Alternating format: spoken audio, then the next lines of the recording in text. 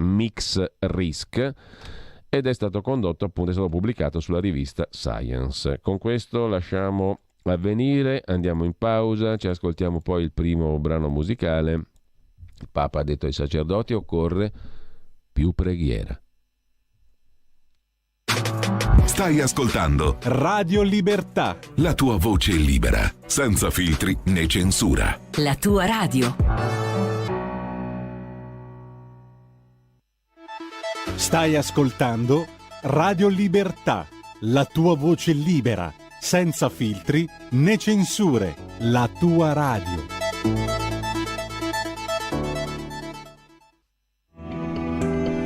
Il meteo.it presenta le previsioni del giorno. Pressione in ulteriore aumento su tutto il nostro paese, a garanzia di una giornata che sarà quasi del tutto stabile ed asciutta. Temperature in aumento al centro-sud. In mattinata ampio soleggiamento sulla gran parte del territorio nazionale, ad eccezione della pianura padano-veneta, della Liguria e di quasi tutti i litorali tirrenici del paese, dove potranno formarsi nubi basse, foschie e locali banchi di nebbia. Nel pomeriggio non sono attesi particolari variazioni, anche se non è del tutto da escludere dell'isolata pioviggine sulla Liguria. Le previsioni di ilmeteo.it tornano più tardi. Una buona giornata da Stefano Ghetti. Avete ascoltato le previsioni del giorno.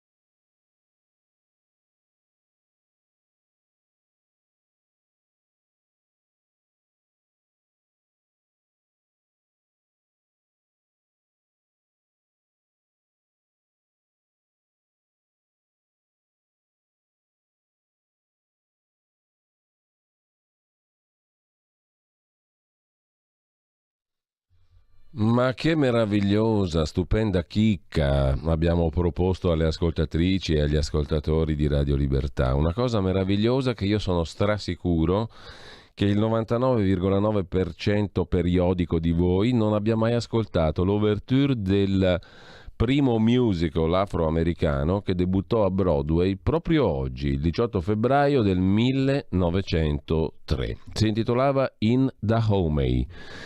Se ve lo ricercate ve lo godete, tutta una cosa meravigliosa, stupenda, di una leggiadria, di un'eleganza ineguagliabili. E ripeto, il primo musical afroamericano che debuttò a Broadway il 18 febbraio del 1903, In Dahomey. Ma una meraviglia indicibile. Intanto do il benvenuto e il buongiorno a Malika Zambelli che dovrebbe essere già in collegamento telefonico con noi. Dalle 12 alle 13 tocca stare carmi. Stai karma. E di che cosa ci parli oggi?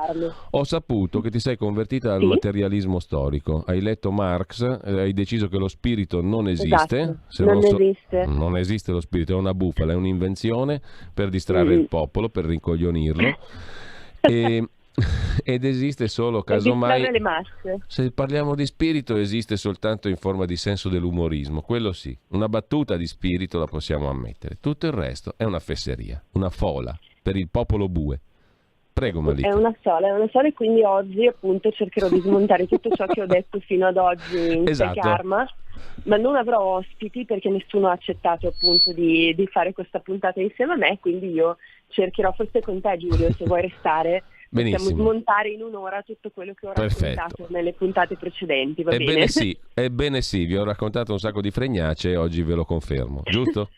Esatto, proprio così. Quindi niente, seguitemi alle ore 12 e parleremo di questo. Bene, di quante cavolate ho detto. Teniamo tutto naturalmente in segreto, non dire una parola in più. Ci risentiamo alle 12. Alle 12 vi aspetto, mi raccomando, non mancate ovviamente. E non ci siamo neanche messi d'accordo, questo è il bello. Malika, buona mattinata, buona giornata. Grazie Giulio, anche a te. Buona mattinata. Allora, cos'è che c'è di bello su Radio Libertà quest'oggi? Aspetta, tieni la tendina che io mi ricarico la mia paginetta e vedo un po' che cosa compare sulla pagina Facebook di Radio Libertà. Compare il Borghi Aquilini che me la canta sul Mattarella, vabbè, quello è in cima alla pagina. Dopodiché la rassegna stampa del Cucù Parlante in questo momento, ma anche quello la stiamo ascoltando. Poi Sofia Goggia ha a che fare con Pierluigi Pellegrin intorno al pomeriggio, dopo le 15. Chi lo sa perché. Poi sempre con Pierluigi Pellegrin ha a che fare Giovanni Sallusti che parla di Tommaso Cerno, che è stato fortunato a trovargli la droga in casa, che non gli hanno rotto le balle più di tanto perché non è di destra. Dopodiché abbiamo che cosa ancora di interessante? Ma l'alto mare no, è roba di ieri, ma che roba vecchia che c'è sulla pagina Facebook di Radio Libertà. Non mi piace per niente questa roba qua, non è aggiornato. 90 minuti in mezzo ai fatti, agricoltura e politica estera, ok, ci siamo, ma non mi piace, mi ha deluso la pagina Facebook di Radio Libertà, non mi piace. E in compenso però andiamo a vedere con molta rabidezzisticamente, stamattina non si sente a nord di Milano, ce ne faremo una ragione. Rabidezza uguale rabbiosamente, no, non è un avverbio, è un sostantivo femminile, rabidezza, però ha a che fare con ciò che dice l'ascoltatrice. Allora, ma come? Marietto, sei irritato? Scrive Corrado, il metalmeccanico da Treviso. Prestami una chiave inglese, Corrado. E va dal Paparino al Colle, da Sergio, perché forse non può fare il piccolo dittatore. Aveva ricevuto il mandato da Bruxelles, ora forse in Italia c'è un piccolo impeto di democrazia e Marietto si lamenta? Mi appello a quei parlamentari, ancora con la schiena dritta, fate cadere questo governo di scappati di casa, scrive il nostro metalmeccanico con la chiave inglese in mano, di quelle belle grosse che si usavano una volta da parte dei Katanga, ve li ricordate? Non è giusto, scrive un altro ascoltatore, non possiamo googlare la parola del giorno, rabidezza, ma dobbiamo googlare per sapere cosa ha combinato Pignatone. Sì, googlate Stefano Nava, Piero Amara, Giuseppe Pignatone.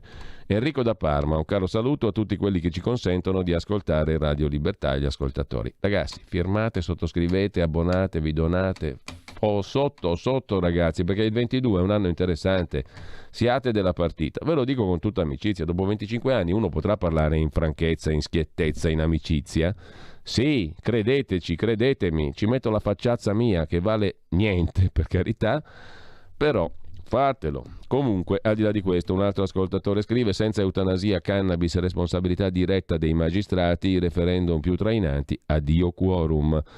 Per favore dite a Salvini di non fare la stessa coglionata di Renzi, di trasformarli in un referendum su se stesso, che si trovi un intellettuale, un ex giudice che si intesti la battaglia e lui, Salvini, resti un po' defilato, suggerisce questo ascoltatore.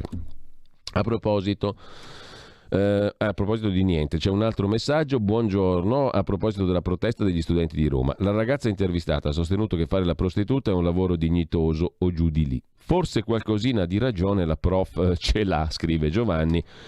Complimenti per la bellissima radio, grazie Giovanni. Allora ti sento bello carico, scrive Pino stamattina rivolgendosi a me, le notizie sono molto positive, se il governo vuole continuare che dia un segno di discontinuità, Speranza e la Morgese a casa, anzi a casa anche Trudeau. Peraltro vi faccio i complimenti perché non avete googlato, bravi. Rabidezza fa fatica a essere trovato come significato. Che cosa vuol dire rabidezza? Non bisogna avere rabidezza nei confronti di tutti questi fatti quotidiani. Casomai ti rimane la saburra, quello è un altro discorso, però rabidezza no. Pietro, noi nei cortei in Francia i manifestanti espongono striscioni con scritto non faremo la fine dell'Italia. Nous ne ferons pas la fin de l'Italie. Pensa che bel francese che c'ho io. Grazie Giulio, scrive Walter venerdì top. Domanda, sai se c'è un'autostrada da prendere in gestione? Chiedo per un amico. Sì, facciamo il concorsino per gestire l'autostrada. Il Green Pass, cos'è che c'è qua? Tanta roba. Vi ricordate i gas di Saddam? Scrive un'amica ascoltatrice. Secondo te toglieranno il Green Pass per darla vinta ai Novax? Giammai, siamo un paese ridicolo, ci ridono dietro tutti. L'America vuol mettere la patata bollente in mano a Draghi, vai avanti tu che mi viene da ridere. I Novax in libertà giammai, il Green Pass è fatto per rendere più mansueto il gregge, figurati se a quelli scappati non gli ciuppano dietro i cani, dialetto parmigiano per dire inseguire. Scrive la nostra amica da Parma. Sempre squisita la rassegna stampa, scrive un altro troppo generoso ascoltatore. E poi Mauro, ieri l'onorevole Borghi ha parlato bene, ma su infame tessera verde e obbligo non è che si devono convincere senatori o deputati, si deve esigere il rispetto del diritto, altrimenti la legge è un arbitrio cangiante, bell'aggettivo, del potere. Mi potete scrivere il nome del brano musicale appena trasmesso? Non riesco a trovare su Google, non so la lingua inglese, scrive Fiorenza. Allora te lo dico per come si scrive. Il brano stupendo, meraviglioso è l'ouverture di un musical che si intitola così: IN e poi staccato il nome toponimo, D maiuscolo, A come Ancona, H come H, O come O, M come M, E come E, Y. Dahomey, in Dahomey. Vatelo a cercare perché è veramente bello. Basta, finito qua. Rabidezza. Allora, rabidezza ve lo dico io cosa vuol dire. Significa rabbia, furore. Rabido è l'aggettivo che ne consegue, deriva da rabie, cioè ira, rabbia, che a sua volta deriva da rabies, che è un termine di origine indoeuropea, che poi è travasato nel latino. Comunque, rabidezza significa rabbia, furore. E noi senza alcuna rabbia e senza alcun furore, rabido e rabbioso, giustamente scrive adesso un ascoltatore, sì, ci siamo arrivati insieme. Intanto lasciate le prime pagine, andiamo a vedere adesso la selezione degli articoli di oggi. C'è Giorgia Meloni che dice agli alleati: non possiamo continuare così, fare finta di niente se non c'è la volontà dichiarata e dimostrabile di far parte del centrodestra, dice Giorgia Meloni. È rivolta a Matteo Salvini. Invece guardate qua, per chi ci sta seguendo in diretta sul sito è la cosa migliore, radiolibertà.net, e vedete anche le immagini, se no Facebook, YouTube, tutto il resto, la app, anche sulla app c'è la possibilità di vedere la TV, quindi vedere le immagini. Guardate che bel tipo o tipa ha nominato Biden, una drag queen all'energia, Sam Brinton, che peraltro ha una doppia laurea in sistemi ingegneristici e energia nucleare al MIT, Massachusetts Institute of Technology, ma preferisce definirsi la prima persona di genere fluido ai vertici del governo federale degli Stati Uniti. La sua carica politica è di primo livello, sottosegretario al trattamento dei rifiuti eoli esausti, Ministero dell'Energia degli Stati Uniti. Biden nomina una drag queen al Ministero dell'Energia. Se voi invece avete qualche problemuccio, italianucci, c'è lo psicologuccio, pagato dal governuccio per 600 eurucci per l'Italia sotto stress. 20 milioni dallo Stato italiano, 16.000 i beneficiari con un tetto ISEE di 50.000 euro. Lo scrive Repubblica, lo psicologo per l'Italia sotto stress, il bonus da 600 euro, rimborsi per le spese già sostenute e per quelle future. Un decreto chiarirà i tempi e le modalità. I fondi previsti dalla salute sono circa 20 milioni di euro per il 2022, di questi 10 per il bonus psicologo, altri 10 per il reclutamento di professionisti. Come funziona? A chi ha sostenuto o sta sostenendo costi per psicoterapia arriverà un rimborso. Coinvolgerà una platea di 16.000 persone e gli altri ciperi merlo, poche certamente, sarà calcolato in base all'ISEE, esclusi dai beneficiari i cittadini con ISEE superiori a 50.000 euro. Bonus non per tutti e sotto i 50.000 euro. Ma vabbè, il paese è questo paese do sole, tanto sole, tanto sole. In Lombardia invece, ci racconta Il Giorno, sfamiamo l'Italia, siamo in crisi, in piazza 5.000 agricoltori. Energia, danni da aviaria, speculazioni, distorsioni sul mercato, è scattata la rivolta delle cascine. I trattori sono tornati nelle piazze di tutte le province, conto da 37 milioni al mese, il governo ci ascolti, 46 centesimi il prezzo del latte decurtato dalle aziende. 5.000 le stalle lombarde che assicurano il 40% della produzione. 5.000 e passa tra agricoltori e allevatori lombardi hanno protestato ieri in piazza contro caro bollette e speculazione dei prezzi. Da Sondrio a Varese a Milano, schiacciati tra le uscite più pressanti per le materie prime e l'impossibilità di aggiustare i prezzi di vendita che graverebbero sulle famiglie, un agricoltore su 3 ha già tagliato la produzione. La congiuntura sfavorevole costerà alle stalle 37 milioni di euro in più al mese. Una stangata frutto del confronto anno su anno. Da Brescia, protesta senza disagi. Ai consumatori, dicono gli agricoltori, noi abbiamo gli stessi problemi. Da Pavia, prezzi al litro ridotti, spese impazzite, così non reggiamo. Da Como, messaggio al prefetto, si potrebbe perdere un'impresa ogni 5. Robecchetto con Induno, la peste suina è una minaccia per la tenuta economica. In Europa sottovalutata. Sui contadini in piazza, il nostro carissimo amico e collega Carlo Cambi, pagina 11 de La Verità di oggi. Contadini in piazza contro l'inflazione e contro i prezzi imposti dalle grandi catene. Cortei di Coldiretti in tutta Italia per protestare contro i rincari e le politiche della grande distribuzione organizzata, la GDO, che non permettono di compensare i costi. Il 30% degli agricoltori ha ridotto o fermato la produzione per le spese troppo alte. Era già stato previsto da Alessandro Manzoni nei Promessi Sposi. Dopo il Giuseppe Conte zio, la peste, le gride del ministro della Salute Speranza che hanno prodotto come effetto collaterale la distruzione del turismo e un rallentamento senza precedenti dei consumi, ora arriva la carestia. Non manca molto all'assalto ai forni sulla spinta dell'inflazione, prepotente come non si vedeva da 20 anni, a fronte di redditi inchiodati in basso. Ne hanno fornito la prova ieri migliaia di agricoltori che hanno lasciato le stalle e gli orti per un giorno per invadere le città, da Milano a Firenze, da Piacenza a Cagliari, da Palermo a Cosenza, da Salerno a Roma. Li ha chiamati la Coldiretti, che segnala il pericolo di desertificazione dei campi a causa dell'impennata dei costi energetici e delle materie prime, scrive Carlo Cambi. Come abbiamo detto, 2 pagine dedica anche Libero a questa questione, con un bellissimo articolo di bellissimo ma inquietante articolo di Sandro Iacometti. Persa la sovranità alimentare, adesso andiamo a dipendere dall'estero anche per il pane e per la carne. Tra gli agricoltori, chi ha le spalle più grosse per un po' ce la fa e tanti stanno gettando la spugna, scrive Iacometti. O aumentano i prezzi per i consumatori, alimentando quindi l'inflazione e azzoppando ulteriormente la domanda, oppure riducono o chiudono l'attività. In tutti i casi si prospettano danni irreparabili per il settore agroalimentare, nell'immediato ripercussioni sulle forniture alimentari e, in prospettiva, aumenti a raffica, oltre alle conseguenze sociali e all'impatto sull'economia generale del paese. Non stiamo parlando solo di difendere il Made in Italy, scrive Iacometti su Libero. La valanga di marchi riconosciuti in tutto il mondo, il Made in Italy, che rappresenta ancora uno dei motivi d'orgoglio del nostro paese. La posta in gioco è ben più alta.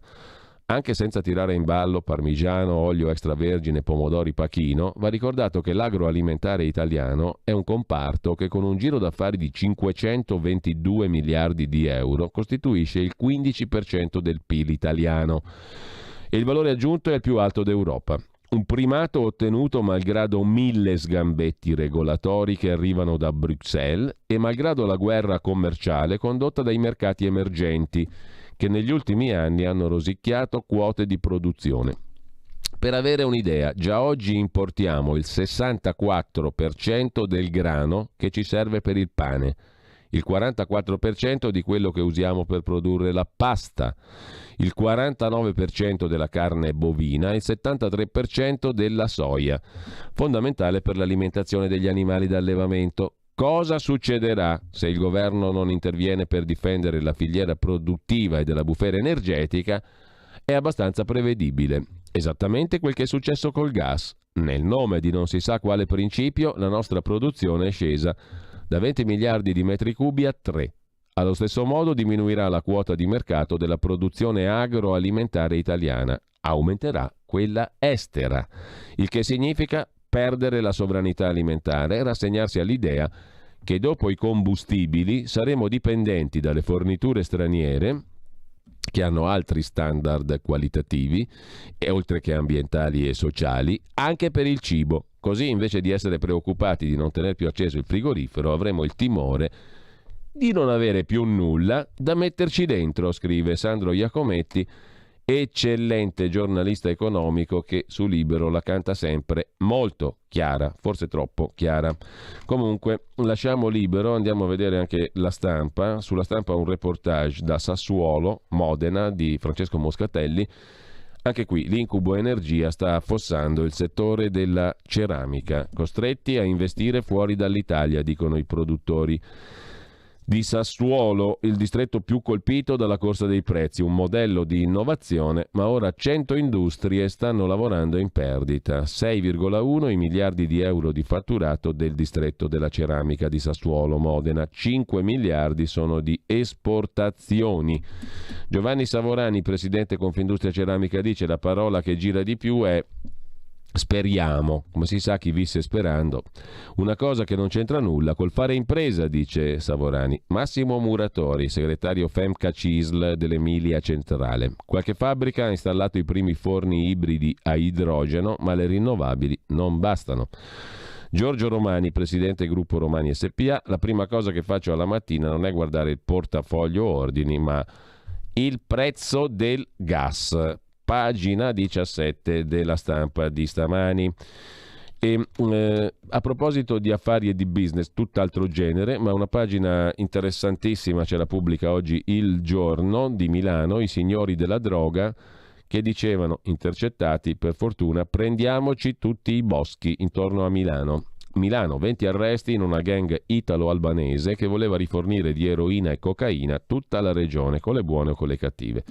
Gli stranieri, le donne, gli assaggiatori e l'uomo che seguiva le consegne, sequestrati soldi e 15 kg di sostanze. Bisogna che prendiamo tutti i boschi con le buone o con le cattive, bisogna andare anche armati da loro, bisogna prendere tutto ciò che hanno lì, gli si dice cos'è questa? Vuoi lavorare con noi o vuoi che non vi lascio lavorare per niente? Se siamo in 3, un'arma, 2 bastoni, sia con le buone che con le cattive, possiamo mandarli a quel paese. Basta questa frase di Artan Aliai, detto Tani, per comprenderne la feroce determinazione che pretendeva dai suoi, imponendo regole di vita ferree e punizioni esemplari per chi esagerava con alcol e coca. L'albanese Tani, 43 anni, voleva a tutti i costi aumentare il numero di piazze di spaccio, mettendo fuori gioco i concorrenti in tutti i modi. Questo alle porte di Milano, mentre in Perù non se la passano meglio i ragazzini schiavi. $18, racconta Emiliano Guanella sulla Stampa di oggi, per stare un giorno immersi nel petrolio. Così squadre di minorenni ripuliscono il petrolio greggio sversato al largo di Lima dal colosso Repsol, che è il colosso petrolifero venezuelano sostanzialmente, immersi tutto il giorno in un mare pieno di petrolio a 14 anni per €18 al giorno. Il combustibile penetra anche nelle sottili tute bianche, l'odore fortissimo invade le narici, fa arrossire gli occhi. Si continua perché c'è da portare a casa qualche soldo. Ci sono anche ragazzini nell'equipe d'emergenza contrattata in tutta fretta dal gigante spagnolo-venezuelano Repsol per cercare di ripulire il disastro ambientale provocato dalla fuoriuscita di migliaia di barili di petrolio al largo di Lima, in Perù. 2 pagine dedica il Tempo, invece, tornando alla nostrana criminalità, al colpo all''ndrangheta sul litorale romano. Arrestate 65 persone per associazione mafiosa, traffico di droga, sostegni elettorali, estorsioni. Nelle carte dell'inchiesta sul clan di Anzio e Nettuno spunta anche il nome del celebre Diabolic. Le intercettazioni. Ieri sera abbiamo vinto le elezioni, io sto con lui. Gli agenti della Polizia di Stato vengono chiamati i laziali. È il narcotraffico, scrive il Tempo, il filo rosso che lega le famiglie sul territorio. La camorra e i malviventi d'Ndrangheta si spartiscono le aree del litorale laziale in una sorta di pax mafiosa, legami tra i clan Fasciani e Casamonica, tra quelli campani Pagnozzi ed Esposito e tra quelli del Casilino, scrive ancora il Tempo. L'organizzazione si era infiltrata nelle amministrazioni locali attraverso la gestione e il controllo di attività economiche legate al mondo ittico e a quello della gestione rifiuti. I verbali. Non so se Piscitelli sta a fa la cresta sopra. L'organizzazione si vantava di avere addirittura armi del Mossad, del servizio segreto israeliano. I proventi illeciti investiti in negozi, sale giochi, edilizia. Il clan Gallace, 'ndrangheta, è insediato a Nettuno da 30 anni. Fa affari anche coi banditi di San Basilio. Le forze dell'ordine hanno sequestrato e confiscato negli ultimi anni decine e decine di milioni di euro. La bella Italia. A proposito di bella Italia, la Banca Centrale Europea ha portato gli acquisti a un bilancio di 8.566 miliardi, effetto quantitative easing, gli acquisti di titoli da parte della Banca Centrale Europea. La cosa divertente è che sul Recovery Fund, divertente si fa per dire, all'Italia andrà la metà di tutti i prestiti del Recovery. Prestito per chi presta, per chi riceve come si chiama il prestito? Debito, si chiama debito e il debito va restituito, giusto? E chi lo restituisce? Gli stessi soggetti che hanno pagato a Toto, che hanno pagato ai Benetton, noi, i contribuenti e le contribuentesse italiani, italiane, giusto? Popolaccio bue per la quarta, quinta, sesta, settima, ottava, centesima, ennesima volta. Per quanto riguarda i 401 miliardi di prestiti da mobilitare attraverso il recovery per i paesi dell'area dell'euro, so 19 cosa sono i paesi dell'area dell'euro? 19. E la metà dei 401 miliardi sarà assorbita dall'Italia. Contenti, italianucci belli? La metà del recovery plan, 401 miliardi, quindi 200 miliardi circa, di debito, prestito, debito, prestito, sarà assorbita dall'Italia. Lo recita il bollettino economico della BCE, non un pirla qualunque passante per strada, il bollettino economico della Banca Centrale Europea. Siete contenti, amiche e amici all'ascolto, di caricarvi sulle spalle altri 200 miliardi di debito per il Recovery Fund? Così poi paghiamo tutti i Toto, le camorre e le 'ndranghete che ci pare a noi, giusto? E viva la bella Italia, come cantava quello là, tutto gratis nella bella Italia. Per fortuna che noi amiamo la nostra terra, perché la terra...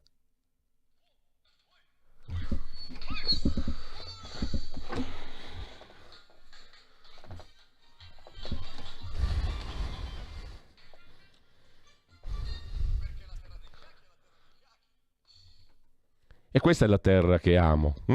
L'Italia è la terra che amo. Cos'era il paese che amo? Come disse colui quando scese o salì, a seconda, perché dopo è arrivato quell'altro che saliva. Lui scese, quell'altro saliva in politica.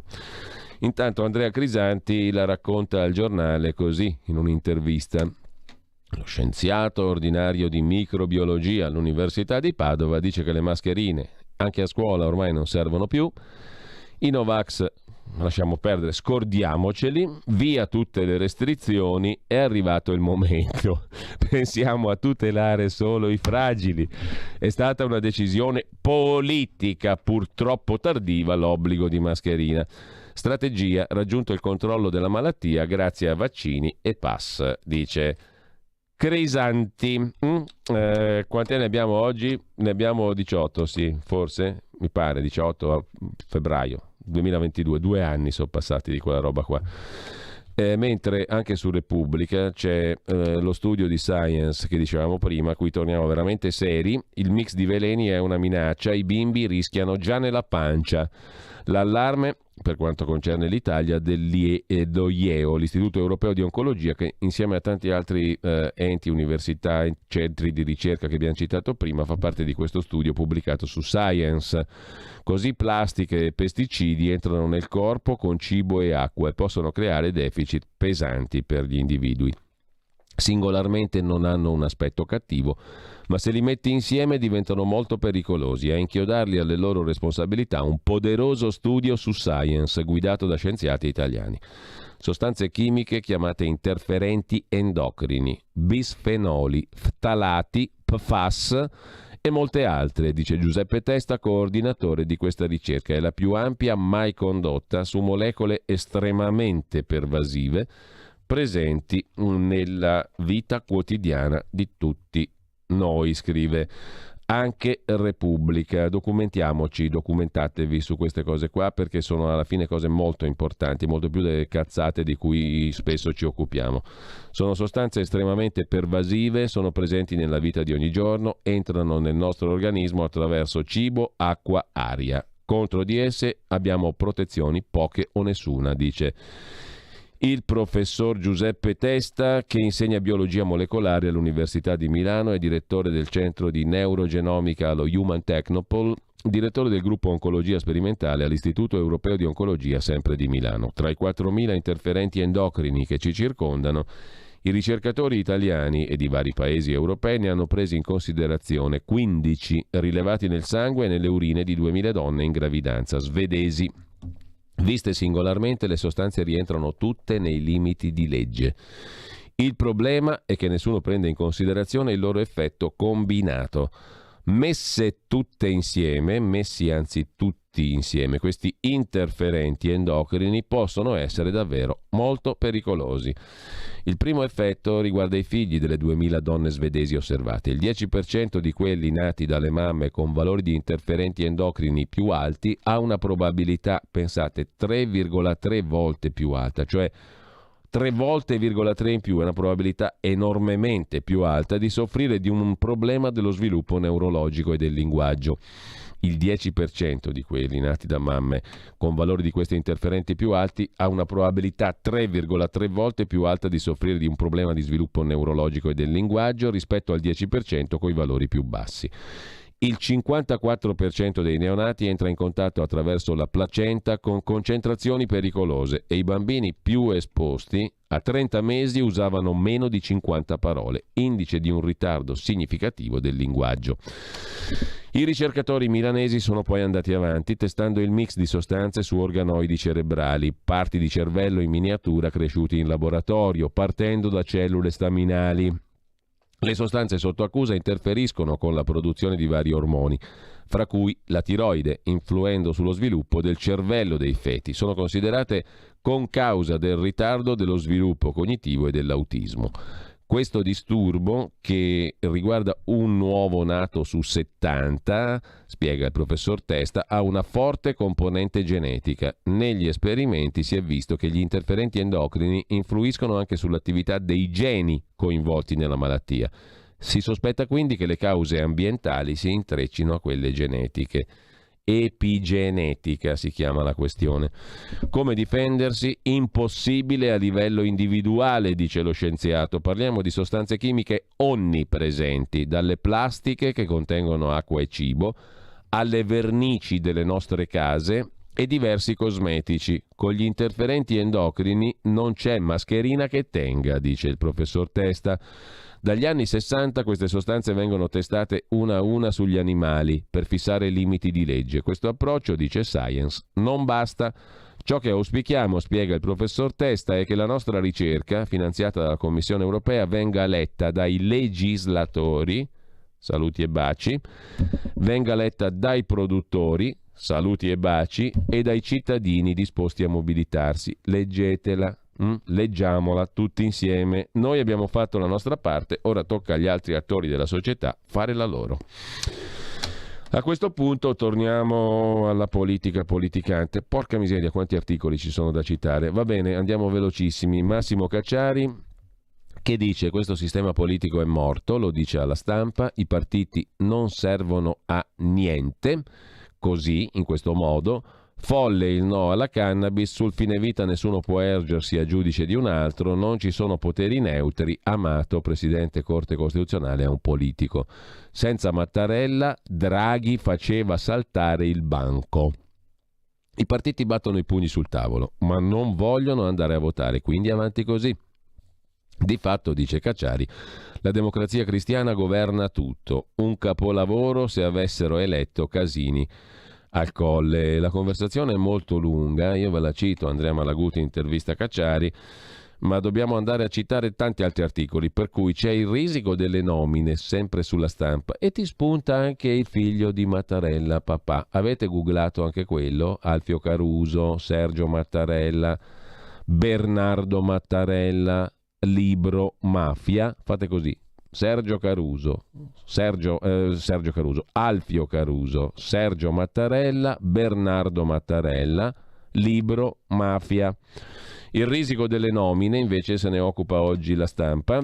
Parte la corsa ai vertici delle società controllate o partecipate dal Tesoro, a rischio la posizione di Arcuri. Invitalia si fa l'ipotesi di Bernardo Mattarella, il figliuolo del Presidente della Repubblica, mentre Bono, storico manager della Fincantieri, è in movimento sulla Fincantieri medesima. E intanto lo scontro tra Draghi e la maggioranza rischia di ripercuotersi sulle nomine pubbliche. A primavera ci sono 350 persone da individuare per le posizioni nei consigli d'amministrazione di 49 società e 41 collegi sindacali. Per Invitalia si fa il nome del figliuolo del Presidente della Repubblica, appunto Bernardo Mattarella, che attualmente è il numero 1 del Mediocredito Centrale, e non è il figliuolo, chiedo scusa, è il nipote del Presidente della Repubblica, che si chiama come il nonno, Bernardo padre, al centro di quel famoso libro di Alfio Caruso, eccetera, eccetera. Bernardo Mattarella, chiedo scusa nuovamente, appunto io dico figliuolo, ho sbagliato completamente, è il nipote del Presidente della Repubblica ed è molto apprezzato trasversalmente, scrive oggi la Stampa, per il lavoro fatto a sostegno delle imprese durante la fase più acuta della pandemia col Mediocredito Centrale. Presidente di Invitalia attualmente è Andrea Viero, uomo legato al PD, arrivato nel 2019 con un passato nelle multi-utility. Vedremo se il nipote del presidente Mattarella arriverà a Invitalia a sostituire l'ineffabile Domenico Arcuri. Paolo Brera sulla Repubblica ci racconta del Donbass, ovvero della linea del fronte che divide le forze della regione contesa, il Donbass appunto. C'è una cartina appunto su Repubblica, pagina 11, piuttosto chiara. La linea del fronte che divide le forze ucraine da quelle russe è chiaramente segnata, il Donbass è la regione contesa. Trincea dove il mondo è sull'orlo della guerra. Qui in Donbass gli ucraini e i separatisti filorussi combattono dal 2014, 13.000 i morti finora. Ora la regione può diventare detonatore dell'attacco di Mosca a Kiev, oppure della ennesima, operazione, chiamiamola così in senso super neutro, Tutti i dubbi sul bando finanziario. A proposito di Russia, c'è un altro articolo interessante su Repubblica, l'ipotesi di escludere la Russia dallo SWIFT, ma l'Occidente rischierebbe un boomerang. Ne parla Eugenio Occorsio a pagina 13 di Repubblica. I diplomatici di mezzo mondo dicono di non volerla, ma l'ipotesi serpeggia: espellere la Russia dal sistema dei pagamenti SWIFT. Se ne parla al Congresso americano. A Downing Street Boris Johnson ha detto che sarebbe un'arma. Nell'aula del Parlamento europeo di Strasburgo pure se ne parla. Non è più un'idea da dottor Stranamore della finanza, ma un'opzione. Il problema è che tagliare fuori Mosca dal sistema di pagamenti SWIFT sarebbe qualcosa di simile a una sanzione, molto di più, anzi neanche nel 2014, dopo l'annessione della Crimea, ci si arrivò. Ma soprattutto danneggerebbe più l'Occidente che Putin. Si rischia di far saltare il sistema finanziario globale. SWIFT significa Society for Worldwide Interbank Financial Telecommunication. È un sistema, chiamiamolo di messaggistica, che serve alle banche di tutto il mondo per le transazioni finanziarie di ogni natura, dai bonifici alle forniture energetiche. Loro ci impediranno di riscuotere i pagamenti, noi non gli manderemo la merce, ha sempre detto Putin. La merce in questione è il gas con cui marcia l'Europa. Basterebbe questo per spiegare l'effetto boomerang. Quindi vogliamo tagliare fuori la Russia dal sistema SWIFT, dal sistema dei pagamenti? Affari nostri. Mentre vi segnalo rapidamente dal Corriere della Sera l'intervista all'augusto avvocato 83enne ormai Franco Coppi, un monumento dell'avvocatura penale in Italia. Non abrogherei la legge Severino, non separerei le funzioni dei magistrati e sul CSM decide il Parlamento. Vogliamo che qualcuno passi la vita ad accusare? Il referendum è un po' tranchant, c'è invece molto da riflettere sulle regole per i passaggi da magistratura inquirente a magistratura giudicante e molto altro, dice ancora il professor Coppi. La legge Severino io non la abrogherei. Il referendum è un istituto popolare, non si può aspirare a determinate cariche pubbliche avendo ricevuto condanne per alcuni reati, quelli contro la pubblica amministrazione, lo Stato o di riprovazione sociale come quelli sessuali. Per altri reati sarei più di manica larga, insomma io la Severino non la abrogherei e anche sulle separazioni delle funzioni ci andrei molto cauto, dice l'avvocato Coppi sul Corriere della Sera.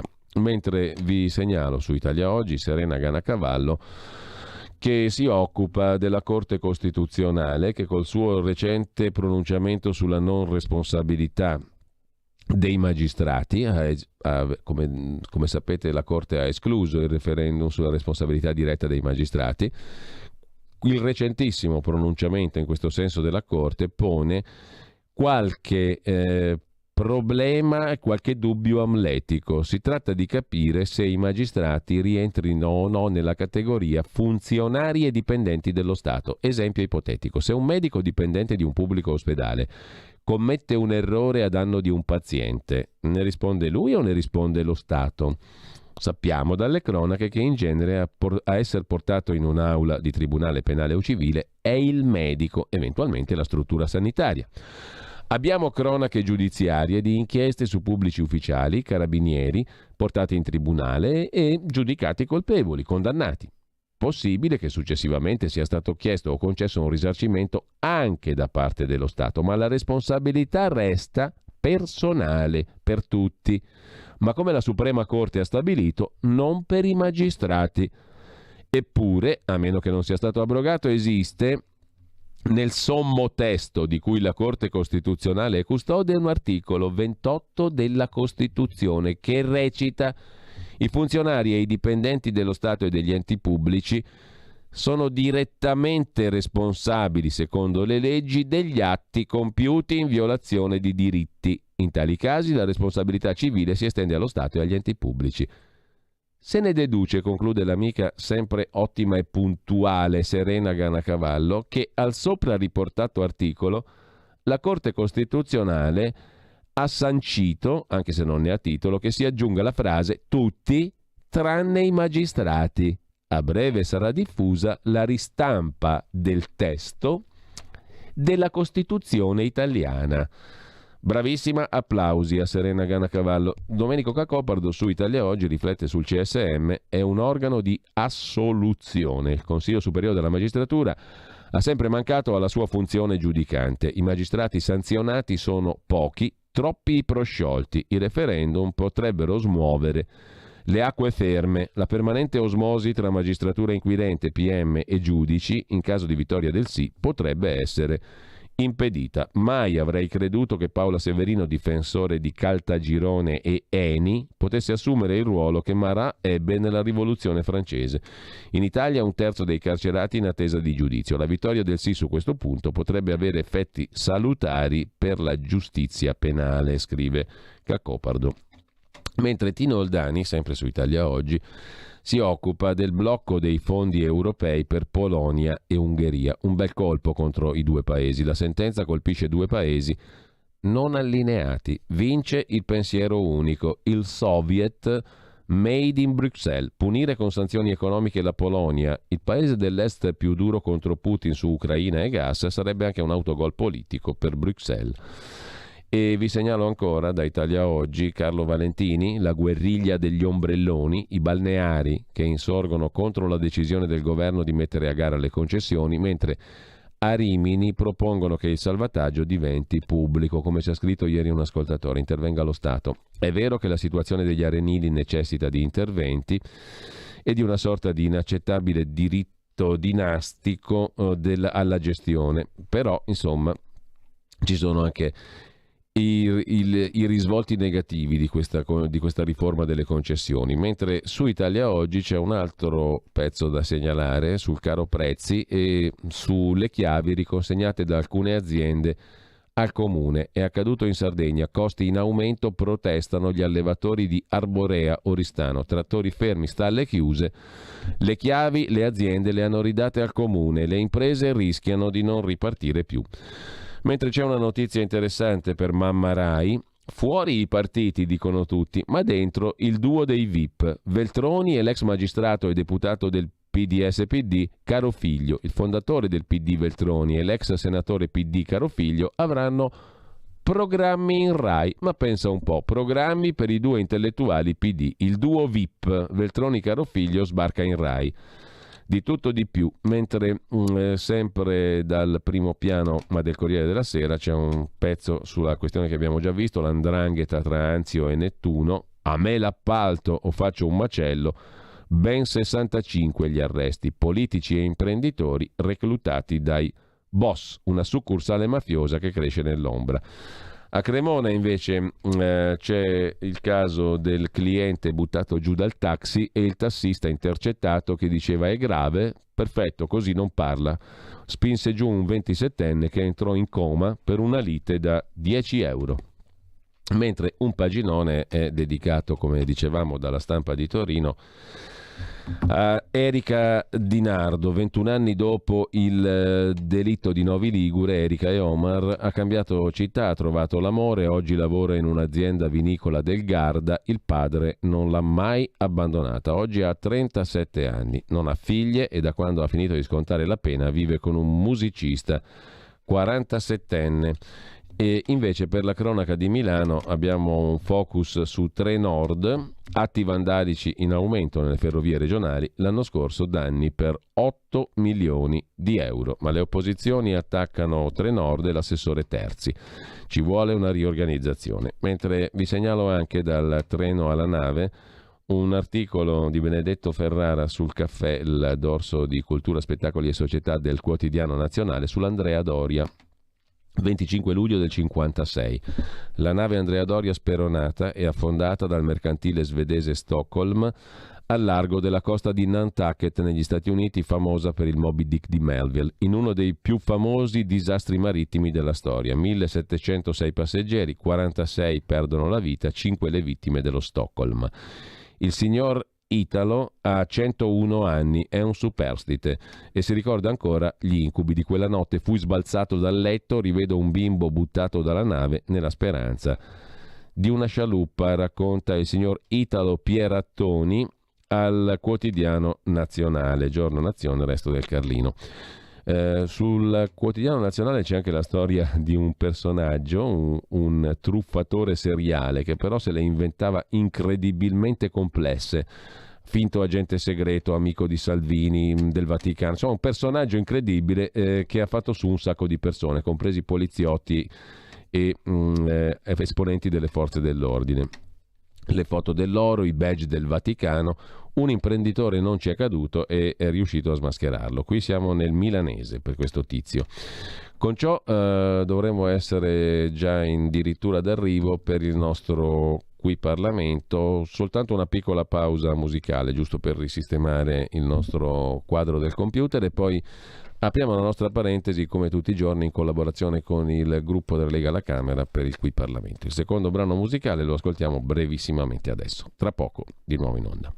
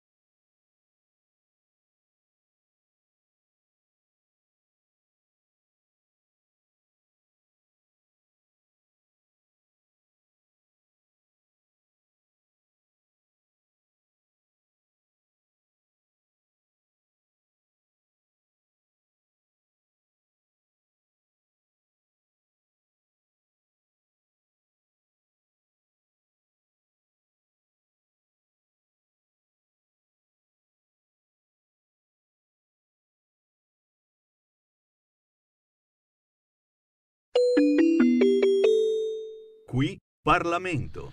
Una delle numerose perle della nostra musica, il balletto di Giovanni Battista Vitali, che nasce oggi a Bologna il 18 febbraio del lontano 1632. Siamo in piena epoca barocca, ritorniamo in piena contemporaneità con Massimiliano Capitanio, deputato della Lega, segretario della Commissione parlamentare per l'indirizzo e la vigilanza dei servizi radiotelevisivi, volgarmente detta la Commissione di Vigilanza RAI, e che è con noi per parlare di una questione della quale molti ignorano l'esistenza. Moltissimi cittadini, ma anche medici di base, purtroppo, sono totalmente all'oscuro di alcune delle novità che sono state introdotte con il decreto del 4 febbraio sulla digitalizzazione di un certificato molto importante che serve per l'esenzione vaccinale, per esentare coloro che per motivi di salute non sono tenuti a fare il vaccino. Centinaia di migliaia di persone non sanno che questo documento cartaceo scade il 27 febbraio e la maggior parte dei medici è totalmente all'oscuro della novità della digitalizzazione della certificazione di esenzione dal vaccino e non ha ricevuto informazioni circa la modalità di caricamento dei dati dei pazienti per la trasformazione digitale di questo documento cartaceo. Una situazione molto grave e non basta un ordine del giorno al nuovo decreto Covid che la Lega ha fatto approvare, ha dichiarato ieri Massimiliano Capitanio, che adesso è con noi e chiede l'intervento dei ministri Speranza e Colao per evitare ulteriori disagi ai cittadini. Spero di essere stato abbastanza esauriente. Massimiliano, intanto buongiorno e grazie per essere buongiorno qui. Direttore, un caro saluto a tutti i radioascoltatori. Allora, come stanno le cose? Tu l'hai chiarito molto bene, però insomma che fare? Ma la situazione l'abbiamo affrontata anche perché c'è un problema contingente, ma è un paradigma di un sistema che riguarda generalmente l'Italia, per cui se decidiamo di semplificare le procedure e la vita con la digitalizzazione ai cittadini, poi dobbiamo anche spiegarglielo. Qui il concetto è molto semplice. Chi fa il vaccino ottiene il Green Pass, chi non fa il vaccino per motivi di salute ottiene una certificazione che chiamiamolo Green Pass 2, che ha la stessa validità. Non si è mai capito perché fino al 4 febbraio questa documentazione venisse rilasciata in formato cartaceo, mentre il Green Pass viene rilasciato via SMS, via mail oppure via APIO. Abbiamo messo una pezza, ma nel decreto del 4 febbraio c'è anche scritto che chi ce l'ha cartaceo il 27 se lo vedrà scadere e quindi lo deve trasformare in digitale. In un paese normale ci aspetteremmo che lo Stato ti manda una mail, un SMS sull'applicazione Io, il certificato. No, il cittadino deve andare dal medico di base che deve caricare i dati di questo certificato sulla piattaforma della tessera nazionale dei servizi, quello che usiamo per andare in farmacia piuttosto che come codice fiscale, la tessera sanitaria, insomma. A quel punto viene rilasciato il cosiddetto codice QR che consente appunto poi di sbloccare tutta la situazione. Se uno non va dal medico di base, il 27 quel certificato non lo potrà più utilizzare. Ma in questi giorni stiamo facendo lo sportello dei cittadini perché i medici di base non sono a conoscenza di queste novità introdotte dal decreto del 4 febbraio. Alcuni non sanno proprio come approcciare il discorso, perché anche banalmente se uno non spiega che devono caricare il dato sul portale della tessera sanitaria. Ma noi siamo intervenuti su questa vicenda non solo per una questione di digitalizzazione. Noi speriamo, come va ripetendo più volte anche Matteo Salvini, che veramente entro la fine di marzo, se non prima, potremo fare come la Svizzera fa già da oggi, eliminare mascherine e Green Pass e quindi tornare totalmente alla normalità dopo aver sostenuto, io e te abbiamo delle posizioni dissimili, però diciamo questa campagna di responsabilità attraverso la privazione di spazi di libertà e la vaccinazione. Fatta questa premessa, nei giorni scorsi e nei mesi scorsi è capitato purtroppo che tantissimi cittadini in possesso di questa certificazione andassero al museo del Novecento di Milano, piuttosto che a ritirare una carta d'identità al comune di Vimercate, piuttosto che in una pizzeria o in un ristorante, e questo documento cartaceo, che ovviamente non si aggiorna come quello digitale, non venisse riconosciuto, perché i primi documenti scadevano a settembre, poi sono stati prorogati a febbraio, ma se trovi l'ottuso burocrate che ti guarda sul certificato cartaceo la scadenza a settembre, è ovvio che non conoscendo la normativa ti lascia fuori. Quindi non è solo una battaglia tout court per la semplificazione e la digitalizzazione, è una battaglia a difesa dei diritti, però è anche un paradigma. Cioè, se noi dobbiamo semplificare con questa benedetta digitalizzazione, la cui mancata attuazione costa all'Italia ogni anno circa 25 miliardi secondo lo studio del Politecnico di Milano, ecco, però non possiamo fare le pentole senza i coperchi. Bene, è presumibile che i ministri chiamati in causa possano fare qualcosa? Ma devono fare assolutamente qualcosa, perché se no io non ho una stima, perché non sono riuscito a trovarla, sinceramente non l'ho avuta anche dal Ministero, però credo che le persone esenti in Italia per motivi di salute dal vaccino potrebbero arrivare intorno a circa 1 milione di individui, quindi pur attendendo la fine di tutto questo sistema di emergenza, cioè non aspettiamo il 27 di febbraio per far scoppiare il bubbone, abbiamo gli strumenti, inviamo a queste persone il certificato in formato digitale e soprattutto coordiniamo Ministero della Sanità, autorità sanitarie locali per informare anche i medici. Ma te l'hai capito perché ci si perde in questi bicchieri d'acqua? Perché purtroppo a volte queste cose che non fanno odio, cioè non ti regalano i titoli dei giornali, ma sono la quotidianità, vengono assolutamente trascurati in nome di altre priorità, perché comunque qui si fa la legge ma non ci si preoccupa di comunicarla. Io ho seguito il bellissimo percorso della legge di cui sono stato orgogliosamente primo firmatario sull'educazione civica, che aveva una prospettiva ben più ampia, aveva quella di educare alla cittadinanza digitale, evitando fenomeni di bullismo, violenze sessuali, intimidazioni, ma anche dipendenze, oppure di introdurre alle nuove regole dell'educazione ambientale. Se tu vai in tantissime scuole ci si limita a spiegare la Costituzione a Londra piuttosto che a Parigi, ma non è questo lo spirito della legge. Bisognerebbe che gli ministeri informassero in maniera più capillare il territorio. Quando chiediamo a gran voce un po' più di autonomia, un po' più di federalismo, è anche per oliare questo meccanismo. Allora, Massimiliano, ci rimangono 2 minuti scarsi. Il primo minuto vorrei capire, affidandomi alla tua prodigiosa capacità di sintesi, il caso Ranucci-Ruggeri, cosa è successo in commissione di vigilanza RAI sul conduttore di Report, vice direttore di RAI 3, servizi segreti, fatturazioni strane di servizi alla RAI, una roba incredibile a quanto pare. Se l'avesse fatta un giornalista di destra sarebbe morto sepolto, presumo, al di là dell'appurare ciò che è veramente accaduto.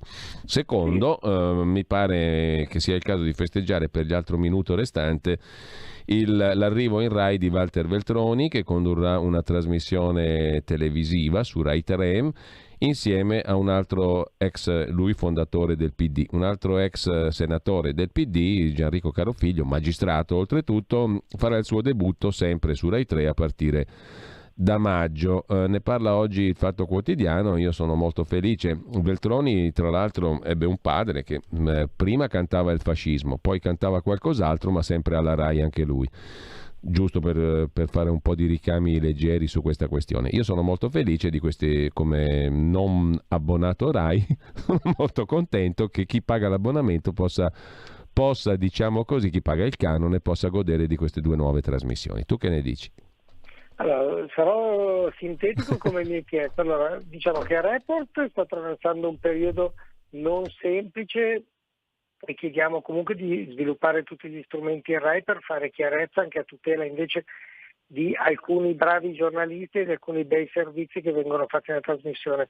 C'è stato un problema di natura, tra virgolette, personale del conduttore che riguardava casi di presunte molestie avvenute all'interno della redazione. Lì c'è stato un audit e si è concluso con il nulla di fatto, ovvero le persone che avrebbero subito queste pressioni, questi atteggiamenti hanno assolutamente negato, quindi l'audit per il conduttore si è concluso positivamente. Quella vicenda che venne affrontata marginalmente e credo con assoluta imparzialità all'interno della vigilanza, ha scatenato nelle ore in cui veniva sollevato in vigilanza una raffica di messaggini assolutamente ingiustificati dal contenuto, per quello che abbiamo potuto leggere e vedere, sconcertante da parte del conduttore, che è anche vice direttore di Rai 3, nonché vice direttore di una nuova delle direzioni di genere con cui la Rai si sta trasformando verso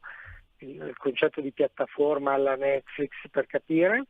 Ecco, e quindi anche su questo sarà in corso un audit, perché noi riteniamo che non, come ha detto l'amministratore delegato Forte, si tratti di messaggini tra uomini, ma secondo noi chi riveste un ruolo sia di parlamentare che di dirigente RAI, quando si interfaccia... Messaggini tra uomini è bella, mi piace.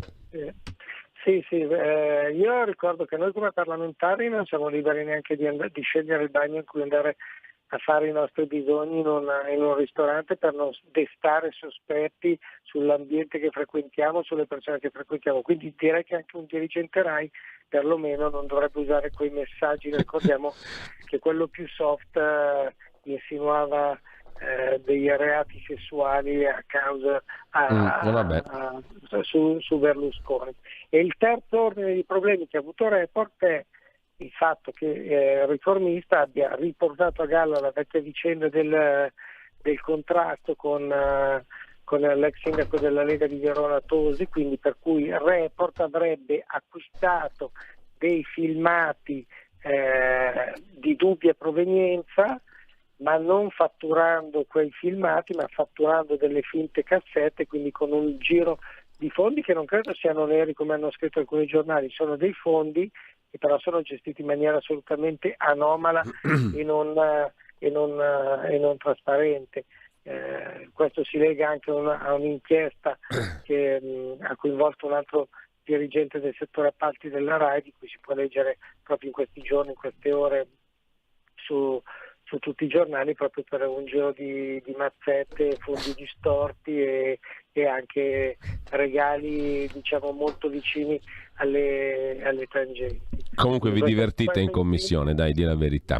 C'è tanto da lavorare. Io pensavo alla prima esperienza parlamentare di entrare per parlare di prospettive, di culture, di programmi, e invece purtroppo ci tocca anche quasi quotidianamente occuparci di questi casi. Noi le facciamo a tutela della stessa trasmissione, nonostante abbiamo ribadito più volte che quella trasmissione nei confronti della Lega e anche delle persone, perché qui si chiede il rispetto per il conduttore in quanto persona. Noi ricordiamo che quando hanno gettato un fango addosso per esempio al governatore Fontana con delle inchieste che sono finite in niente, si è fatto del male a lui come persona e alla sua famiglia in maniera assolutamente vergognosa e non meritata. Invece pochi secondi alla vicenda Veltroni, il PD ha confermato quello che è il suo DNA, ovvero quello di occupazionismo e poltronismo della RAI, dopo aver scelto l'amministratore delegato, dopo aver scelto il direttore di Rai 1, il direttore di Rai 3, il direttore del TG1, il direttore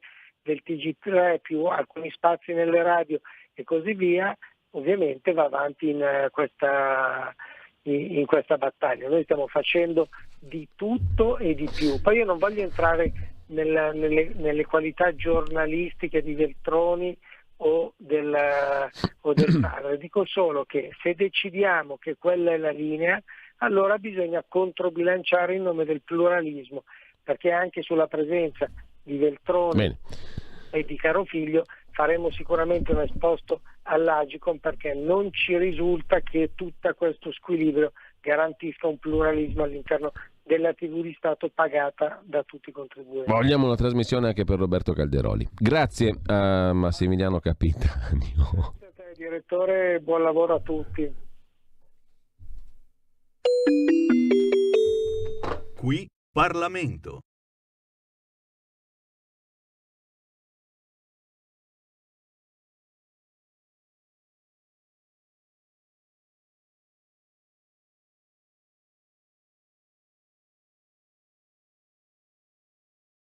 E adesso con voi Francesco Borgonovo, la bomba umana, tutto il resto siamo in ritardo, saluti e baci dalla terra dei Feaci. Avete ascoltato